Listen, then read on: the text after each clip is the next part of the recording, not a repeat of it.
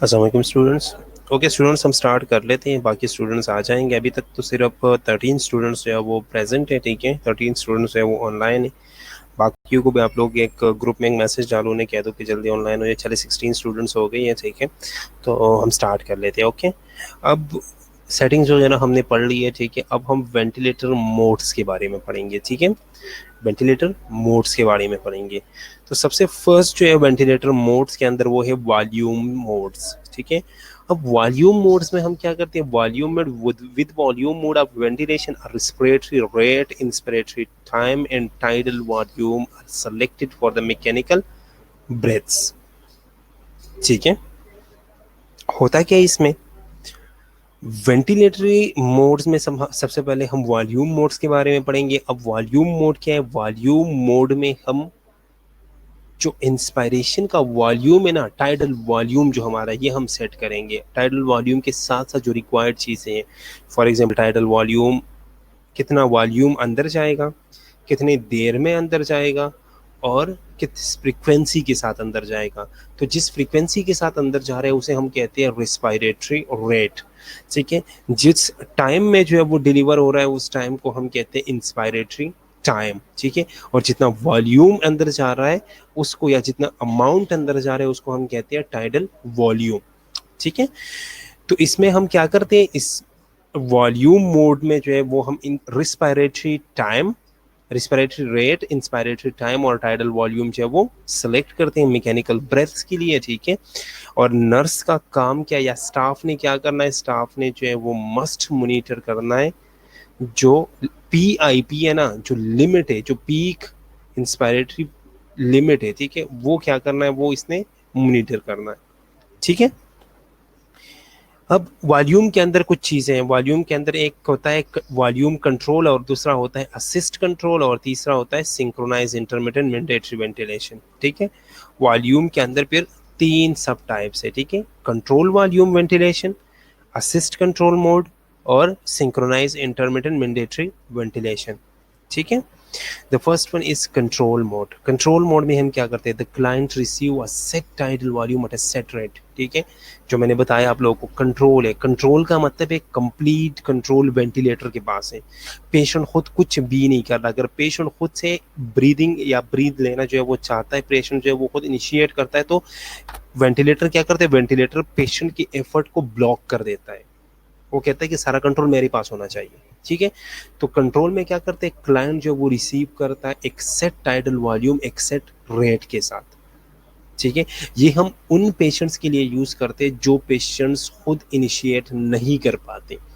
ठीक है, जो पेशेंट्स खुद रिस्पिरेशन इंस्पिरेशन जो है वो इनिशिएट नहीं कर पाते, उनके लिए हम कंट्रोल मोड जो है वो यूज करते हैं। ठीक है, लीस्ट यूज मोड है, सबसे कम यूज होता है। ठीक है, if the client attempt to initiate a breath, the ventilator block the effort. मैंने आप लोगों को पहले बताया कि अगर क्लाइंट जो है या पेशेंट जो है वो खुद ब्रीदिंग जो है, ये खुद रिस्पिरेशन इंस्पिरेशन जो है वो इनिशिएट करना चाहे, तो वेंटिलेटर जो है उसकी ब्रीदिंग या उसके एफर्ट को ब्लॉक कर देता है। ठीक है, कंट्रोल में हमेशा याद रखना कि कंप्लीट कंट्रोल जो है वो वेंटिलेटर के पास होता है। ठीक है, okay. The next one is assist control. अब इसमें दो चीजें हैं, respiratory rate and tidal volume are preset. Same वही बात है कि रिस्पिरेटरी रेट और टाइडल वॉल्यूम जो वो हमने सेट किया है पेशेंट के लिए। ठीक है, लेकिन इसमें क्या है? असिस्ट कंट्रोल है। ठीक है, कंट्रोल है वेंटिलेटर के पास, लेकिन वो साथ साथ असिस्ट भी कर रहा है। असिस्ट कैसे कर रहा है? अगर पेशेंट जो है वो खुद अटेम्प्ट करे, इनिशिएट करे इंस्पायरेशन को, तो वेंटिलेटर जो है उसे ट्रिगर कर लेता है। ठीक है, उसे ब्लॉक नहीं करता। वेंटिलेटर जो है उसे ट्रिगर कर लेता है। ठीक है, और जो प्रीसेट, लेकिन फिर भी असिस्ट कंट्रोल क्यों कहते हैं? असिस्ट तो कर रहा है, उसे जो है वो ब्लॉक तो नहीं कर रहा, लेकिन वॉल्यूम फिर भी इतना ही देना है जितना सेट है। कंट्रोल फिर भी वेंटिलेटर के पास है। कंट्रोल का मतलब है कि वो अपने हिसाब से चीजें जो है वो कंट्रोल कर रहा है। ठीक है, जो प्री सेट टाइडल वॉल्यूम में जो रिस्पिरेटरी रेट प्री सेट है, उसी प्री सेट टाइडल वॉल्यूम, उसी प्री रेट के साथ उसने डिलीवर करने। लेकिन अगर पेशेंट जो है वो इनिशिएट करना चाहे, तो पेशेंट को ये ब्लॉक नहीं कर रहा, उसे ट्रिगर कर रहा है। ठीक है, यहां तक क्लियर है? दो चीजें, दो मेन चीजें हमने पढ़ी, एक कंट्रोल और एक असिस्ट कंट्रोल। कंट्रोल में क्या था कि अगर पेशेंट खुद इनिशिएट करना चाहे तो वेंटिलेटर उसे ब्लॉक कर रहा था। असिस्ट कंट्रोल में क्या है कि अगर पेशेंट खुद इनिशिएट करना चाहे तो वेंटिलेटर उसे ब्लॉक नहीं कर रहा, उसे ट्रिगर कर रहा है, लेकिन डिलीवर अपने हिसाब से कर रहा है। ठीक है। नेक्स्ट जो वॉल्यूम मोड में वो है सिंक्रोनाइज इंटरमिटेंट मैंडेटरी वेंटिलेशन। आप लोगों ने शायद सुना होगा SIMV। प्रैक्टिस में लोग SIMV यूज करते हैं, ठीक है, कि SIMV मोड पे, या आप लोगों ने शायद जिसने ICUs में ड्यूटी की है ना, तो ICU में एक चार्ट यूज होता है, उस चार्ट के ऊपर जो है वो फर्स्ट पेज पे नहीं, सेकंड पेज पे ऊपर जो है वो वेंटिलेटरी सेटिंग्स होती है कि वेंटिलेटर किस मोड पे है, ठीक है, किस रेट के साथ ऑक्सीजन जा रही है, FiO2 कितना है, ठीक है, टाइडल वॉल्यूम कितना है, ये सारी चीज़ें उसमें मेंशन होती है। तो उधर हम मोड में लिख रहे, अक्सर मोड में जो आप लोगों ने देखा होगा उधर लिखा होता है SIMV। अब SIMV है क्या? SIMV जो है इसका फुल फॉर्म है सिंक्रोनाइज इंटरमिटेंट मैंडेटरी वेंटिलेशन। ठीक है, is the name indicate synchronize है, ठीक है, पेशेंट की ब्रीदिंग के साथ सिंक्रोनाइज है। इंटरमिटेंट मैंडेटरी वेंटिलेशन, ठीक है, इंटरमिटेंट मैंडेटरी वेंटिलेशन का क्या मतलब है? Allow of the client to breathe spontaneously. सबसे पहली बात यह है कि अगर क्लाइंट जो है वो कभी, देखो इस चीज को गौर से सुन लो, प्रीवियस स्लाइड, ठीक है, मैं प्रीवियस स्लाइड इस दफा रिपीट कर लो, इसके बाद मैं रिपीट कर लेता हूँ, ठीक है, तीनों स्लाइड जो है वो मैं रिपीट कर लूंगा, इसको सुन, अभी इसे सुन लो। Synchronize intermittent mandatory ventilation allow client to breathe spontaneously at own rate and tidal volume between the ventilator breaths. इस पिक्चर को देखो जरा आप लोग, ठीक है, नीचे जो ये डायग्राम दिया हुआ है ना, इसे देखो, ये जो पीक आ रही है ना, ये वाली, ये क्या है? ये वेंटिलेटर खुद दे रहा है ब्रीदिंग, ये वेंटिलेटर की ब्रीदिंग से, ठीक है। अब सिंक्रोनाइज इंटरमिटेंट मैंडेटरी में क्या है कि अगर पेशेंट बीच में जो है वो अपनी ब्रीदिंग जो है वो इनिशिएट करना चाहे तो वेंटिलेटर जो है उसे कंप्लीटली अलाउ कर देता है, ठीक है, वेंटिलेटर उसे कंप्लीटली अलाउ कर देता है कि अपनी ही ओन रेट पे, अपनी ही हिसाब से रेट भी पेशेंट का अपना होता है और टाइडल वॉल्यूम भी पेशेंट का अपना होता है, ठीक है, और उसे ब्रेथ देने के लिए अलाउ कर देता है। Can be use as a primary ventilator mode और एज वीनिंग मोड। पहले जब पेशेंट आते हैं तो हम अक्सर जो है वो SIMV पे डाल देते हैं, या जब हम पेशेंट को वीन अप करते हैं तो उसे हम SIMV पे डाल देते हैं, ठीक है। जिन बच्चों को समझ नहीं आई उनके लिए मैं दोबारा रिपीट करता हूँ, तीनों मैं रिपीट करता हूँ तो आप लोगों को समझ आ जाएगी, ठीक है।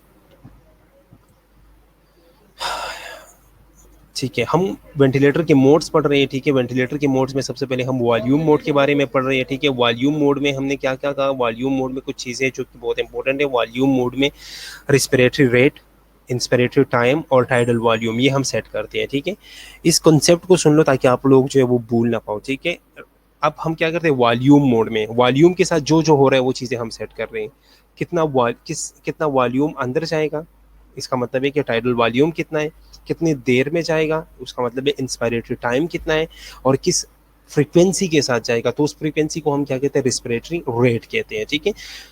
ओके, अब वॉल्यूम मोड के अंदर 3 मोड्स आती है, कंट्रोल, असिस्ट कंट्रोल और SIMV। कंट्रोल में क्या है? कंट्रोल में सारा कंट्रोल वेंटिलेटर के पास है, टाइडल वॉल्यूम और रिस्पिरेटरी रेट दोनों सेट है। पेशेंट अगर खुद इनिशिएट करना चाहे ब्रीदिंग तो वेंटिलेटर उसे ब्लॉक करता है, वेंटिलेटर उसे ब्लॉक करता है। ये क्या है? ये कंट्रोल है। कंट्रोल में वेंटिलेटर कहता है कि सारा कुछ मैंने कंट्रोल करना है, आपने कुछ भी नहीं करना, ठीक है। तो क्या है? ये कंट्रोल है। The next one is assist control. Assist control में क्या है? सेम वही बात है, रिस्पिरेटरी रेट और टाइडल वॉल्यूम दोनों प्री सेट है, लेकिन अगर पेशेंट अपनी तरफ से इनिशिएट करना चाहे तो उसे जो है वो ट्रिगर कर लेता है कि पेशेंट जो है वो इनिशिएट कर रहा है, लेकिन फिर भी वो जो डिलीवर कर रहा है वो अपनी प्री सेट टाइडल वॉल्यूम और अपनी प्री सेट रेट के हिसाब से डिलीवर करेगा, ठीक है। क्लियर है? Okay. The next one is SIMV, synchronize intermittent mandatory ventilation. इसमें क्या होता है? इसमें पेशेंट जब खुद इनिशिएट करना चाहता है तो पेशेंट तो वेंटिलेटर क्या कर लेता है? वेंटिलेटर अपनी ब्रीदिंग देना जो है वो स्टॉप कर लेता है। एक ब्रेथ दिया, पेशेंट ने खुद इनिशिएट करता, ठीक है, पेशेंट को सांस लेने दिया, फिर जब पेशेंट नहीं कर सकता फिर ये वेंटिलेटर ब्रीथ देता है, ठीक है। फिर जब पेशेंट इनिशिएट करना चाहता है तो पेशेंट को वो अलाउ करते हैं। इधर जब पेशेंट इनिशिएट करना चाहता है तो पेशेंट को वो फुली अलाउ करते हैं कि अपने रेट और अपने टाइडल वॉल्यूम के हिसाब से जो है वो ब्रीदिंग ले लो, कुछ नहीं होता, ले लो ब्रीथ, ठीक है। इसीलिए हम इसे वीनिंग मोड के लिए यूज करते हैं, वीनिंग के लिए इसीलिए यूज़ करते हैं। पहले क्या था, पहले जो है वो हर ब्रीथ जो था वो वेंटिलेटर दे रहा था, ठीक है। अब हम चेक करते हैं कि पेशेंट खुद ले रहा है कि नहीं ले रहा है, तो हम उसे SIMV पे डाल देते हैं। SIMV में जब पेशेंट जो है वो अपनी ब्रीदिंग जो है वो खुद लेना शुरू कर देते हैं, उससे हमें पता चलता है कि पेशेंट की अपनी ब्रीदिंग जो है वो किस हद तक जो है वो पेशेंट खुद जो है वो ब्रीथ कर रहा है, और किस हद तक जो है वो पेशेंट अपना सेच लेवल जो है, सेचुरेशन लेवल जो है, जो इसको हम SpO2 कहते हैं, वो लेवल मेंटेन कर रहा है, ठीक है। तो सिंक्रोनाइज इंटरमिटेंट मैंडेटरी वेंटिलेशन में क्या है कि अगर पेशेंट खुद इनिशिएट करना चाहे तो वेंटिलेटर उसे फुली इजाजत देता है कि ठीक है भाई आप ले लो ब्रीदिंग, अपने हिसाब से ले लो, ठीक है, अपने रेट के हिसाब से, अपने टाइडल वॉल्यूम के हिसाब से आप ब्रेथ ले लो, ठीक है। जब वो पेशेंट नहीं ले सकता फिर जो है वो वेंटिलेटर देता है, फिर एक वेंटिलेटर ब्रेथ देता है, फिर उसे पेशेंट को अलाउ कर देता है, फिर वेंटिलेटर ब्रेथ देता है, फिर पेशेंट को अलाउ करते हुए इसी तरह ये साइकिल चलता रहता है, ठीक है। यहां तक कोई क्वेश्चन? अब जिस बच्चे को समझना है वो पूछ लो। वॉल्यूम मोड के अंदर ये 3 मोड्स हैं।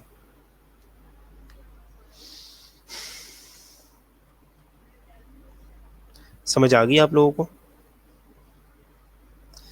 जिस चीज को समझ ना आई वो पूछ लो।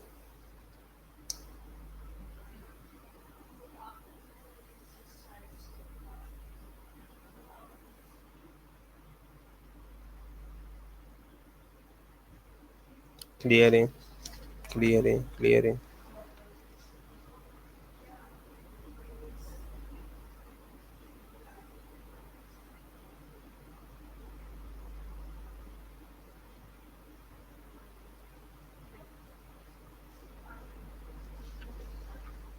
चले, वेरी गुड। नेक्स्ट अब है pressure mode. Sir volume mode बता दें, ठीक है। वॉल्यूम मोड क्या है? वॉल्यूम मोड में हम, वॉल्यूम मोड के अंदर 3 मोड्स आते हैं। इन मोड्स में हम टाइडल वॉल्यूम, रेस्पिरेटरी रेट और इंस्पायरेटरी टाइम, इन 3 चीज़ों को सेट करते हैं, ठीक है। उसके अंदर 3 मोड्स आते हैं, कंट्रोल, असिस्ट कंट्रोल और SIMV, ठीक है। कंट्रोल में कंप्लीट कंट्रोल जो है वो वेंटिलेटर के पास होता है। असिस्ट कंट्रोल में जो है वो आपको आपकी एफर्ट को ट्रिगर करके आपको असिस्ट करता है, और SIMV में वो आपको फ्रीली जो है वो सांस लेने देता है, ब्रेथ्स लेने देता है, ठीक है। Okay, the next one is pressure modes. A typical pressure mode of ventilation sets a maximum PIP, not a tidal volume. When the ventilator delivers a breath, it continues delivering the volume until the preset pressure limit is reached. Then it stops delivering the breaths. ठीक है। Risk of hypoventilation and respiratory acidosis. Pressure modes में हम क्या करते हैं? इस the name indicate pressure mode है, ठीक है। प्रेशर मोड में हमने प्रेशर सेट करना है, एक प्री सेट प्रेशर हम सेट कर लेते हैं, ठीक है। एक प्री सेट प्रेशर हम सेट कर लेते हैं, टाइडल वॉल्यूम नहीं सेट करते, ठीक है। पीक इंस्पिरेटरी प्रेशर जो है वो हम सेट कर लेते हैं, ठीक है। इसमें वेंटिलेटर तब तक जो है वो ब्रेथ्स देता रहता है जब तक उस वो जो प्री लिमिट हमने सेट किया वो लिमिट जो है वो रीच नहीं होता।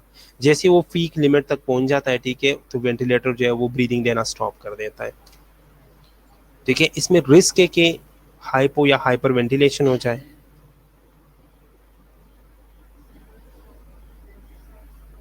मोस्टली इसमें चांसेस होते हैं हाइपो वेंटिलेशन की, ठीक है, क्योंकि लिमिट जो हम सेट करते हैं वो हमने पहले भी पढ़ा था कि लिमिट मोस्टली जो है वो हम सेट करते हैं 40 से नीचे हम सेट करते हैं, ठीक है। तो इसमें हाइपो वेंटिलेशन के चांसेस होते हैं। अगर पेशेंट हाइपो वेंटिलेशन में जाता है तो रेस्पिरेटरी एसिडोसिस के चांसेस होंगे, ठीक है। यहाँ तक समझ आ गई? प्रेशर मोड में हम क्या करते हैं? प्रेशर मोड में हम टाइडल वॉल्यूम को नहीं छेड़ते, हम इसमें जो है वो एक पीक इंस्पिरेटरी जो प्रेशर सेट करते हैं, पीक इंस्पायरेटरी प्रेशर सेट करती है, ठीक है। जैसे वेंटिलेटर ने तब तक ब्रेथ देना है जब तक वो प्रेशर जो है वो रीच नहीं होता। जैसे वो प्रेशर रीच हो जाए, ठीक है, तो वेंटिलेटर जो है वो ब्रेथ देना स्टॉप कर देगा, ठीक है। तो इसमें चांसेस होते हैं कि पेशेंट जो है वो हाइपो वेंटिलेशन में चला जाए, ठीक है। और अगर पेशेंट हाइपो वेंटिलेट हो जाए तो पेशेंट को रेस्पिरेटरी एसिडोसिस के चांसेस होते हैं, ठीक है। प्रेशर वेंटिलेशन के अंदर जो है वो सेम वही प्रेशर कंट्रोल वेंटिलेशन है, ठीक है, प्रेशर सपोर्ट वेंटिलेशन है, ठीक है। ये 2 चीज़ें जो है वो प्रेशर के अंदर आ रही है, प्रेशर सपोर्ट वेंटिलेशन और प्रेशर कंट्रोल। अब प्रेशर कंट्रोल में क्या है?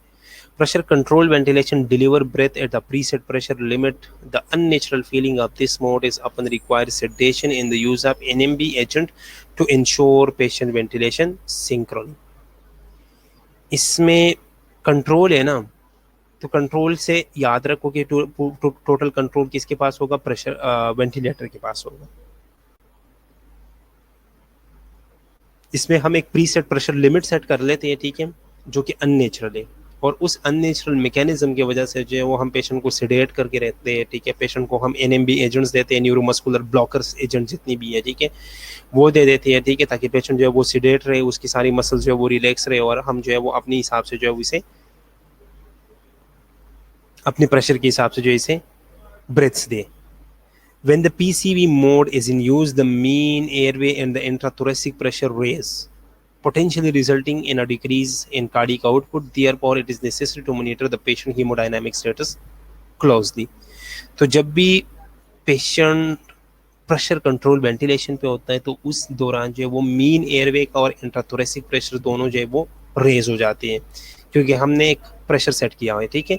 मीन एयरवे और इंट्राथोरेसिक प्रेशर जो है वो रेज हो जाता है, उसकी वजह से जो है वो अक्सर कार्डियक आउटपुट जो है वो कम हो जाता है, ठीक है। तो कार्डियक आउटपुट की कमी की वजह से हमने क्या करना है, हमने जो है वो क्लोजली मॉनिटर करना है पेशेंट को, क्लोजली मॉनिटर करना है आपने पेशेंट का हीमोडायनामिक स्टेटस, ठीक है, ताकि कार्डियक इश्यूज की तरफ जो है वो पेशेंट ना जाए, ठीक है, ताकि कार्डियक इश्यूज की तरफ पेशेंट ना जाए। Okay, the next one is pressure support ventilation. Pressure support में क्या है, assist spontaneous breathing effort by delivering a high flow of gas to a selected pressure level early at inspiration, maintain that level throughout the inspiratory phase. जिस तरह हम volume के बारे में पढ़ रहे थे, ठीक है, वॉल्यूम में भी एक कंट्रोल था, एक असिस्ट था, सेम इसी में भी एक कंट्रोल और एक सपोर्ट है, ठीक है। इसमें क्या करते हैं, सपोर्ट के अंदर जो है वो स्पॉन्टेनियस ब्रीदिंग को जो है वो असिस्ट कर रहा है, ठीक है, effort by delivering a high flow of gas to a selected pressure level, ठीक है, लेकिन फिर भी वो जिस लेवल तक है, ठीक है, उस लेवल तक उसने जाना है, ठीक है, through out the inspiratory phase जो है उसने वही लेवल रखना है, लेकिन पेशेंट को जो है वो ब्लॉक नहीं कर रहा, पेशेंट को वो असिस्ट कर रहा है स्पॉन्टेनियस ब्रीदिंग में, ठीक है। Patient effort reduce in comfort level is increase, ठीक है। इसमें ये होता है कि पेशेंट जो है वो खुद अगर एफर्ट कर रहे हैं तो उसे ब्लॉक नहीं कर रहा था, ठीक है, तो पेशेंट का एफर्ट जो है वो रिड्यूस हो जाता है, ठीक है, कंफर्ट लेवल जो है वो इंक्रीज हो जाता है। और पीएसपी मोड जो है वो कभी कभार हम एसआईएमवी के साथ जो है एज ए वीनिंग टेक्निक के लिए भी यूज कर लेते हैं, ठीक है। ठीक है, मैं दोबारा रिपीट करता हूँ, हम अब प्रेशर मोड पढ़ रही है। प्रेशर मोड में जो है वो हमने टाइडल वॉल्यूम को नहीं छोड़ना, इस छेड़ना, ठीक है। इसमें हम क्या करते हैं, इसमें हम जो है वो प्रेशर सेट कर लेते हैं, ठीक है, एक प्री सेट प्रेशर सेट कर लेते हैं। जैसे वो प्रेशर जो है वो अचीव हो जाए तो वेंटिलेटर जो है ब्रेथ देना बंद कर देता है, ठीक है। दो तरह की चीज़ें, प्रेशर कंट्रोल और प्रेशर सपोर्ट। प्रेशर कंट्रोल में ये था कि टोटल कंट्रोल जो है वो वेंटिलेटर के पास था, ठीक है, उसमें जो है वो पेशेंट को जो है वो इनिशिएट नहीं कर रहा था, ठीक है।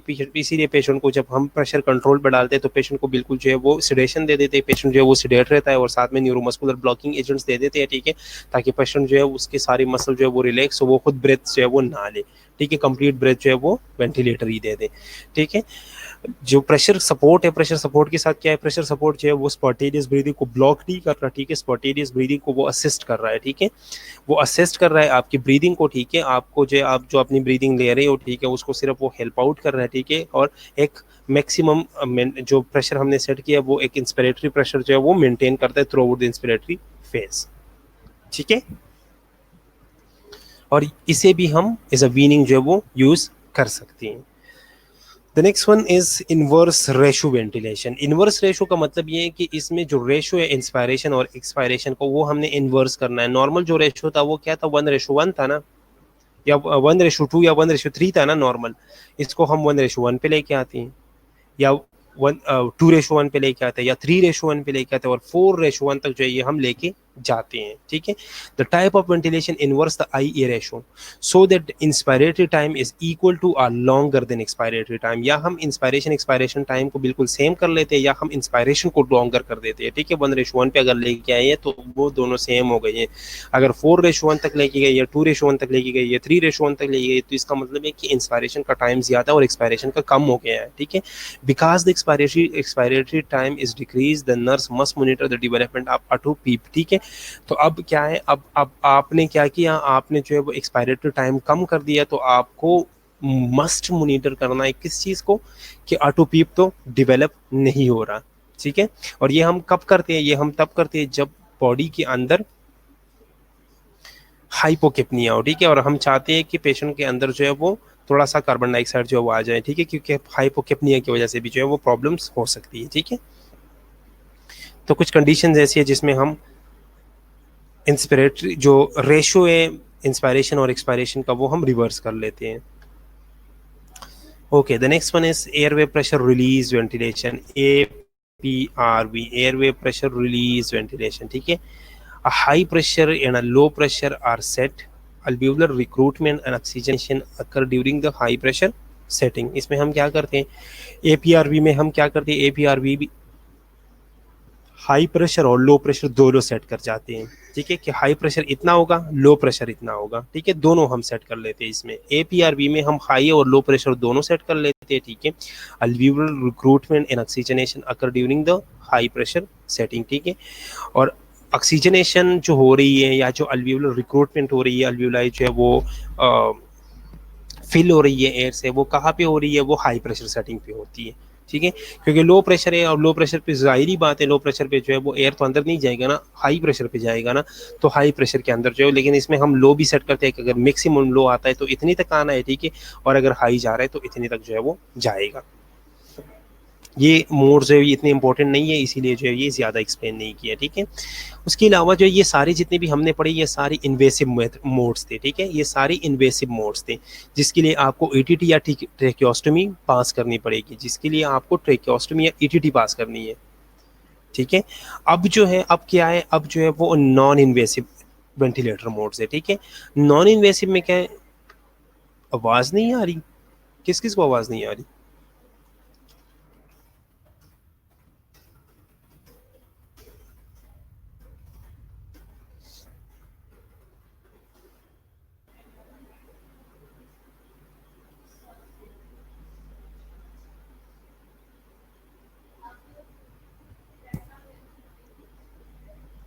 आ रही है आवाज़, चलो गुलाम फातिमा कह रही है आवाज़ नहीं आ रही, ठीक है। ये जितनी भी मोड्स हमने पढ़ी है, वॉल्यूम मोड्स के अंदर जो 3 पढ़ी है, प्रेशर मोड्स के अंदर जो ये 2 पढ़ी है, ठीक है, आई रेशो पढ़ा है, ठीक है, APRV पढ़ा है, ठीक है, ये जो 6-7 मोड्स हमने पढ़ी है, 7-8 मोड्स, ठीक है, ये सारी मोड्स जो है ये क्या है, ये इन्वेसिव मोड्स हैं। इसके लिए हमें जो है ETT या ट्रेकियोस्टमी पास करनी पड़ेगी, ठीक है। अब हमारे पास कुछ मोड्स ऐसे हैं जो कि नॉन इन्वेसिव वेंटिलेटर मोड्स है, वेंट के अंदर वो मोड्स है लेकिन उसके लिए ट्यूबिंग की ज़रूरत नहीं है, ट्यूब पास करने की ज़रूरत नहीं है, ट्रेकियोस्टमी की ज़रूरत नहीं है, इंट्यूबेशन की ज़रूरत नहीं है, ठीक है। उसके लिए एक बड़ा सा फेस मास्क आता है जो कि फुली फेस, कंप्लीट फेस के ऊपर जो है यहाँ से लेके यहाँ तक फुल फेस को जो है वो कवर कर लेता है, ठीक है। उसको हम सही तरह फिक्स कर लेते हैं, जोर से जो है उसे फिक्स कर लेते हैं ताकि उससे एयर जो है वो लीक ना हो, ठीक है, और उसके जरिए जो है वो हम एयर देते हैं पेशेंट को।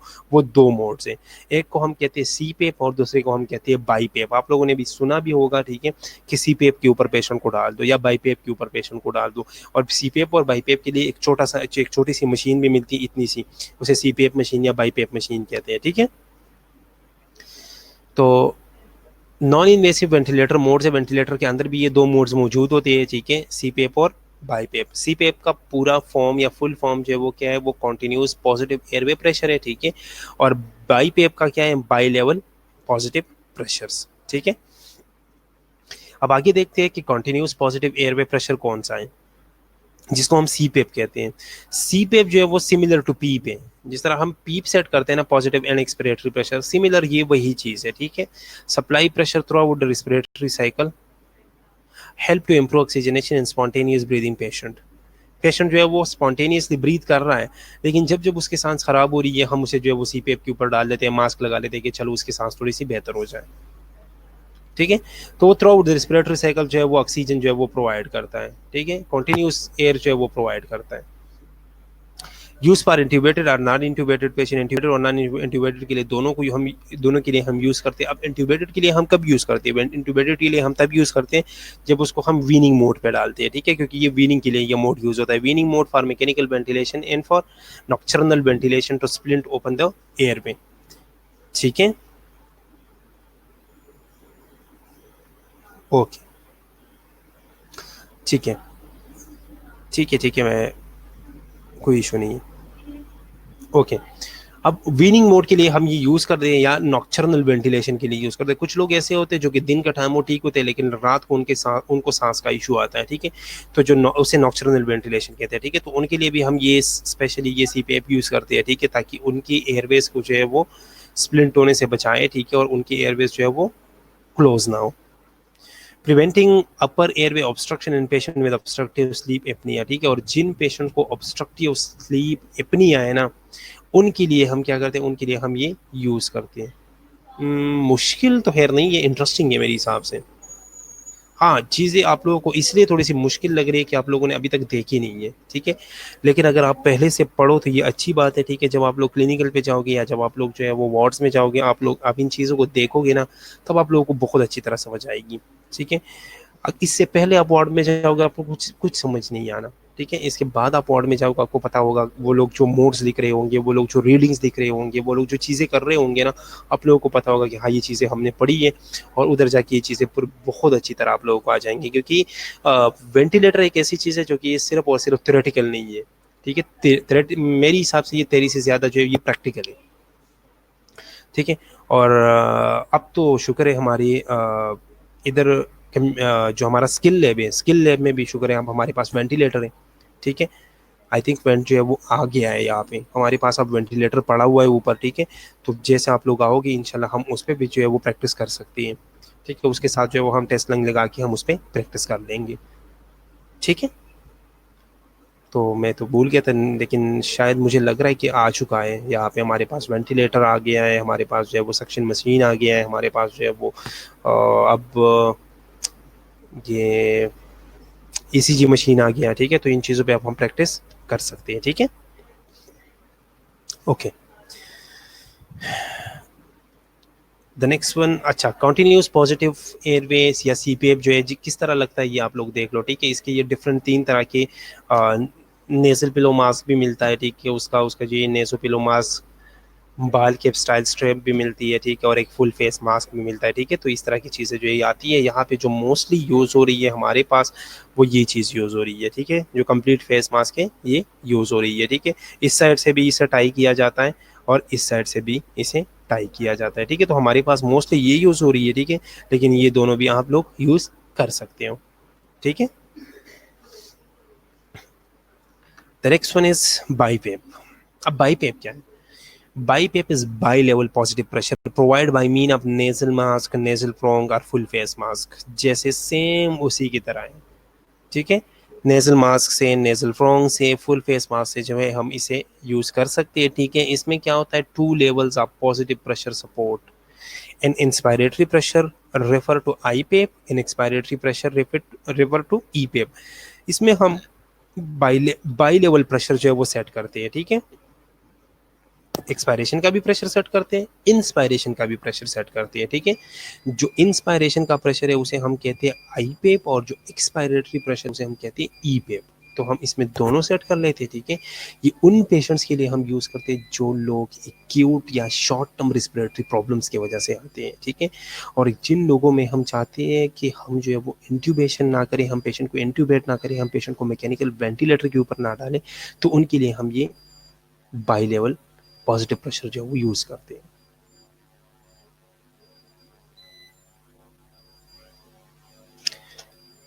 समझ आ रही है?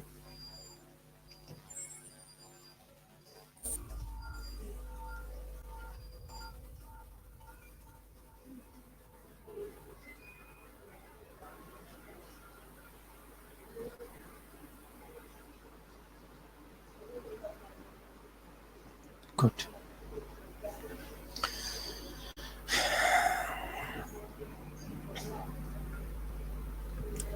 ये पिक्चर देखो आप,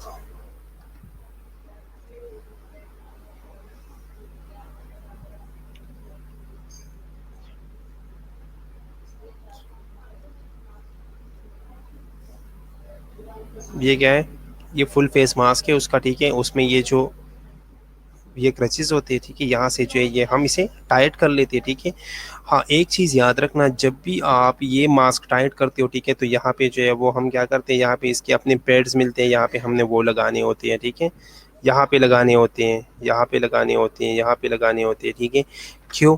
अगर हम वो नहीं लगाएंगे तो यहाँ पे जो है वो 2-3 दिन बाद जो यहाँ पे इंजरी हो जाएगी, क्योंकि इसको हम बहुत टाइटली पैक कर देते हैं, बहुत ज़्यादा टाइट कर लेते हैं, ठीक है, ताकि इससे एयर जो है ये लीक ना हो। अगर हम टाइट नहीं करेंगे तो फिर कोई फ़ायदा नहीं है। तो इस वजह से हमें मजबूरन चाहिए बहुत ज़्यादा टाइट करना पड़ता है, ठीक है। अगर आप टाइट ना नहीं करोगे, ठीक है, आप इसे लूज़ छोड़ोगे तो फिर कोई फ़ायदा नहीं है बाई पेप का या सी पेप का, ठीक है। तो इसे हमें टाइट करना पड़ता है।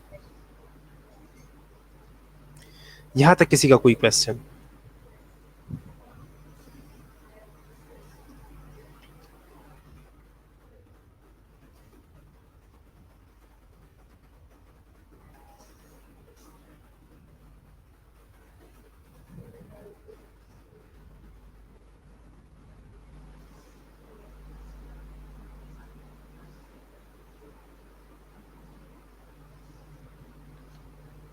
ठीक है, बुक में एक टेबल है, ठीक है, टेबल 10.2 मोड्स ऑफ वेंटिलेशन, वो आप लोग ज़रूर रिव्यू कर लें, ठीक है।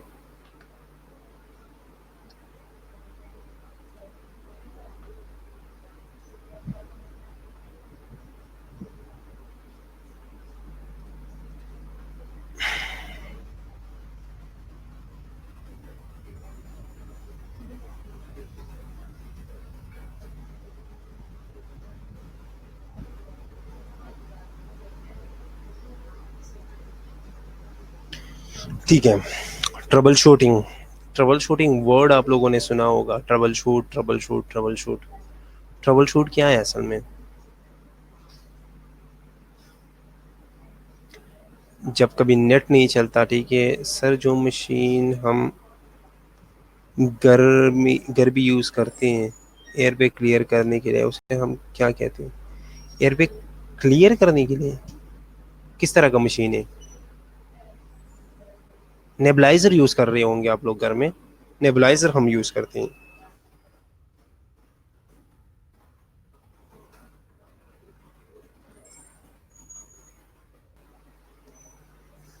एयरबैग क्लियर करने के लिए हम नेबुलाइजर वगैरह यूज़ कर लेते हैं घरों में मोस्टली।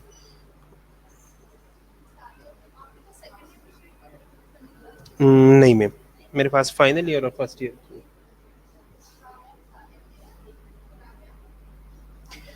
ठीक है, ट्रबल शूटिंग का मतलब क्या है? ट्रबल शूट का मतलब है प्रॉब्लम को एनालाइज करके उसे सॉल्व करना, ठीक है। ट्रबल शूट का मतलब है प्रॉब्लम को एनालाइज करके उसे सॉल्व करना। अब 2-3 चीज़ें हमेशा याद रखना, never shut alarm off, silence only. कभी भी मॉनिटर के अलार्म्स, कभी भी वेंटिलेटर के अलार्म से ये ऑफ नहीं करने। सिर्फ साइलेंस अगर कर रहे हो तो साइलेंस कर लो। सीपीएप और बाईपेप उससे दोनों होते हैं, ठीक है। नेबुलाइजर अगर यूज़ कर रहे हो तो नेबुलाइजर तो अलग चीज़ है, ठीक है, लेकिन अगर हम जो है वो सीपेप बाईपेप यूज़ करते हैं तो उसे सीपेप, उसमें सीपेप और बाईपेप दोनों का ऑप्शन होता है, ठीक है। जो हम घरों में यूज़ कर सकते हैं ना, एक छोटी सी मशीन रेस्पिरेशन के लिए, उसमें सीपेप और बाईपेप दोनों होते हैं, ठीक है, दोनों मोड्स उसमें अवेलेबल होते हैं, ठीक है। ओके, ट्रबल शूट का मतलब क्या? ट्रबल शूट का मतलब है प्रॉब्लम को एनालाइज करके उसे सॉल्व करना। तो आपने हमेशा ये याद रखना है कि आपने कभी भी अलार्म्स जो है वो ऑफ नहीं करने। उसे साइलेंट कर लो लेकिन उसे ऑफ ना करो, क्योंकि इसका नुकसान क्या है? जब आप अपने वेंटिलेटर के, अपनी मशीन के, ठीक है, अपने मॉनिटर के सारे अलार्म्स ऑफ करते हो ना, तो उसमें जो भी एरर आएगा ना, या जिस तरह भी पेशेंट की कंडीशन ख़राब हो रही है, ठीक है, आपको पता नहीं चलेगा। क्योंकि ये अलार्म्स, जो जितने भी अलार्म्स होते हैं ना, इनका कोई ना कोई रीज़न होता है, इनका कोई मकसद होता है। आईसीयू में जिस तरह हम जाते हैं ना, आईसीयू में अगर वेंट पे भी पेशेंट नहीं है ना, तब भी मॉनिटर बड़े बड़े अलार्म करते हैं, टी टी टी टी इधर, ठीक है। या जो हम इन्फ्यूजन पंप्स वगैरह यूज़ करते हैं, वो सारे अलार्म करते हैं। उन अलार्म्स का क्या मतलब होता है? कोई ना कोई एरर आ जाता है, ठीक है, उस एरर की वजह से जो है वो अलार्म करते हैं, ठीक है। तो अगर आप अलार्म्स जो है वो ऑफ कर लो, अलार्म्स आपने सारी बंद किए, तो आपको पता कैसे चलेगा कहीं भी एरर आ रहा है, ठीक है।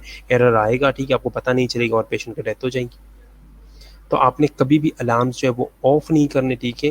अगर करनी है तो सिर्फ साइलेंट कर लो थोड़ी देर के लिए, और साइलेंट वो थोड़ी देर के लिए होती है, उसके बाद वो दोबारा जो है वो एक्टिवेट हो जाती है, ठीक है। और फिर भी अगर कोई प्रॉब्लम आ रही है, ठीक है, वेंट में कोई इशू है, सर्किट में कोई इशू है, ऑक्सीजन में कोई इशू है, कोई और प्रॉब्लम है, ठीक है, तो आपने उसी टाइम पे क्या करना है, पेशेंट को मैनुअली वेंटिलेट करना है, ठीक है। पेशेंट को मैनुअली हम वेंटिलेट किस चीज़ से करते हैं, पेशेंट को हम मैनुअली वेंटिलेट करते हैं एमआरबी बैग से, ठीक है, जिसको हम मैनुअल रिसोसिटेशन बैग कहते हैं, या जिसको हम एम्बो बैग कहते हैं, ठीक है। एम्बो बैग किसी ने यूज़ किया है? एम्बो बैग किसी ने यूज़ किया है? एम्बो बैग के साथ हम क्या कर लेते हैं, एम्बो बैग के साथ ऐसा नहीं है कि सिर्फ एम्बो बैग पकड़ लिया और पेशेंट को वेंटिलेट करना शुरू कर दो और बात खत्म, तो पेशेंट को ऑक्सीजन जाएगी, वो सिर्फ एयर देगा, ऑक्सीजन तो देगा ही नहीं, ठीक है। वो सिर्फ जो है वो पुश कर रहा है ऑक्सीजन। तो हमेशा याद रखना, एम्बो बैग जब भी यूज़ करना, एम्बो बैग को ऑक्सीजन के साथ अटैच करके यूज़ करना होता है, ठीक है। एम्बो बैग को ऑक्सीजन के साथ अटैच करके आप लोगों ने यूज़ करना है, ठीक है। तो अगर पेशेंट की कंडीशन ख़राब हो रही है तो आपने पेशेंट को मैकेनिकली वेंटिलेट करना और मैनुअली वेंटिलेट करना। मैनुअली वेंटिलेशन हम मैनुअल रिसर्टेशन बैग या एम्बो बैग से कर सकती है, ठीक है।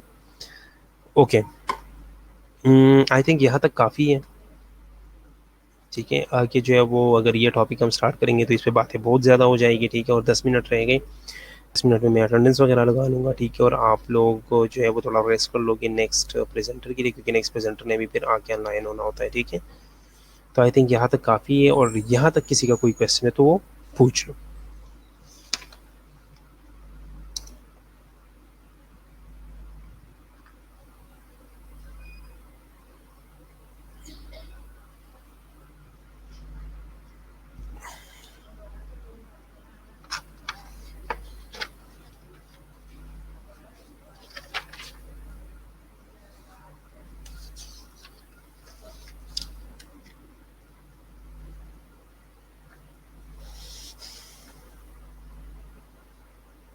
यहाँ तक कोई क्वेश्चन हो तो पूछ लो।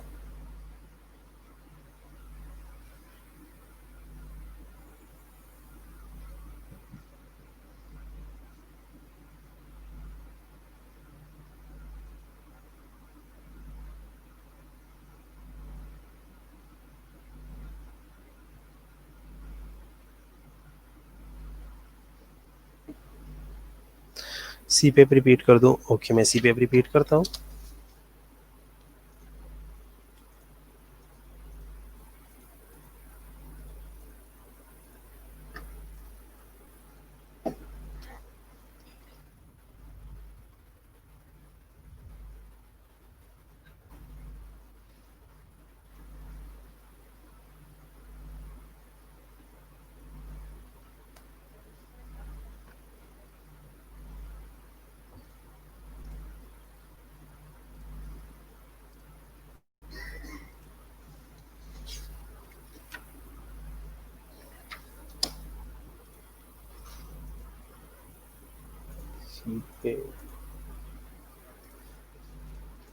ठीक है।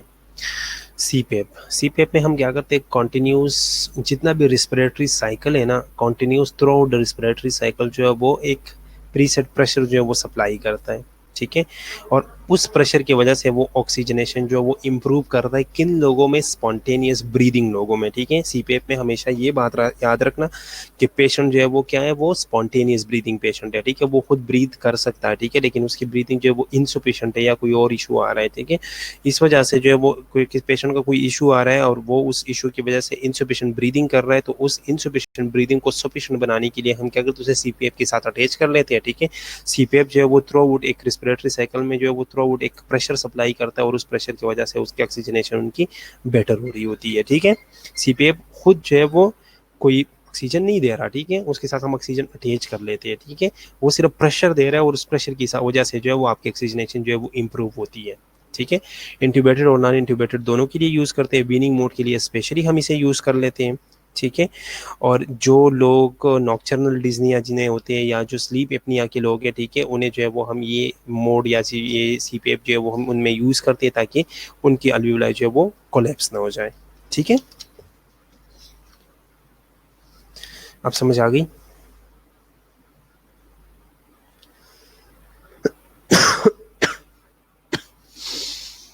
अल्लाह, अब समझ आ गई? वीनिंग मोड में ऑलरेडी बाद में वो वीनिंग हम डिस्कस करेंगे कि वीनिंग मोड कौन कौन से है। ठीक है, 2 मोड्स हमने अभी पढ़ लिए, 3 पढ़ लिए बल्कि। वीनिंग मोड्स हमने अभी 3 पढ़े हैं। ठीक है, SIMV जो है वो वीनिंग मोड है। ठीक है, प्रेशर सपोर्ट मोड जो है वो वीनिंग मोड है। ठीक है, इसके अलावा CPF जो है वो वीनिंग मोड है। ठीक है, तो आगे जाके हम वीनिंग पढ़ेंगे, कंप्लीट वीनिंग पे एक पूरा टॉपिक है। ठीक है, कि हम पेशेंट को वेंटिलेटर से वीन अप कैसे करेंगे। ठीक है, कौन कौन से मोड्स यूज़ करेंगे, इन मोड्स के अलावा, इन 3 मोड्स के अलावा कौन से और तरीके हैं जिसके ज़रिए जो है वो हम वीन करेंगे पेशेंट को वीनिंग क्राइटेरिया क्या है। ठीक है, वीनिंग क्राइटेरिया के बारे में हम पढ़ेंगे, किन किन रीडिंग्स को देख के हम पेशेंट को वीन अप करेंगे। ठीक है, तो ये चीज़ें आगे हम पढ़ लेंगे, वो कोई इशू नहीं है।